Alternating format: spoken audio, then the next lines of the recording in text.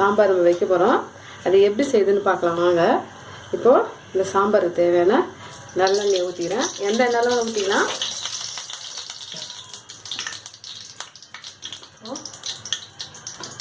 கொஞ்சமாக கடுகு போட்டுக்கலாம். ஒரு 4 காஞ்ச மிளகாய் போட்டுக்கேன். கடுகு வெடிச்சிட்டு வெங்காயம் போட்டுக்கலாம்.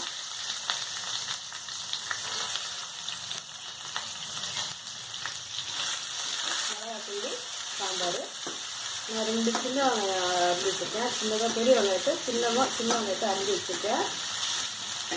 தக்காளி போட்டிருக்கேன். வதங்கட்டும். வெங்காய தக்காளி நல்லா வதங்கட்டும். கொஞ்சம் கருவேப்பிலை போட்டுக்கிறேன். மஞ்சள் தூள் ஒரு 1/4 டீஸ்பூன் மஞ்சள் தூள் போட்டுக்கிறேன்.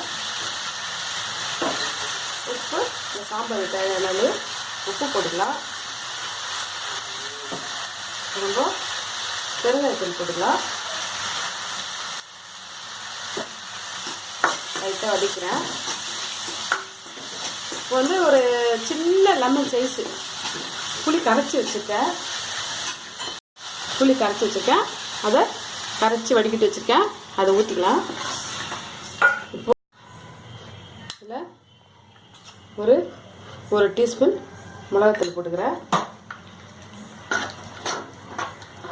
இந்த மிளகாத்தூள் ஸ்மெல்லாம் போகிற அளவுக்கு கொஞ்சம் தண்ணி ஊற்றிக்கலாம். நல்லா கொதி வரட்டும். நல்லா சாம்பார் நல்லா கொதி வந்துச்சு பாருங்கள். மிளகாத்தூள் ஸ்மெல்லாம் போயிடுச்சு. இந்த வேக வச்ச பருப்பை இப்போ இதில் ஊற்றிக்கலாம். இந்த 150 பருப்பு நான் வேக வச்சு வச்சுருக்கேன். சாம்பார் நல்லா வாசனையாக இருக்கு பாருங்கள். சாம்பார் ஒரு 2 நிமிஷம் கொதி வரட்டும்.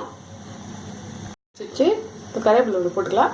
அதுதான் சாம்பார் ரெடி ஆகிடுச்சு. மிளகாய் கிள்ளி சாம்பார் ரெடி ஆகிடுச்சு. சுவைச்சு பாருங்கள், சாப்பிட்டு பாருங்கள், நல்லாயிருக்கும். ரெடி ஆகிடுச்சு. இது கூட அப்பளம் வச்சு சாப்பிடலாம், உருளைக்கிழங்கு பொரியல் வச்சு சாப்பிடலாம். சுவையாக இருக்கும். சாப்பாடு கூட சாப்பிட்டு பாருங்கள், நல்லாயிருக்கும். இந்த வீடியோ பிடிச்சிருந்தா லைக் பண்ணுங்கள், ஷேர் பண்ணுங்கள், கமெண்ட் பண்ணுங்கள், மறக்காமல் சப்ஸ்கிரைப் பண்ணுங்கள். தேங்க்யூ.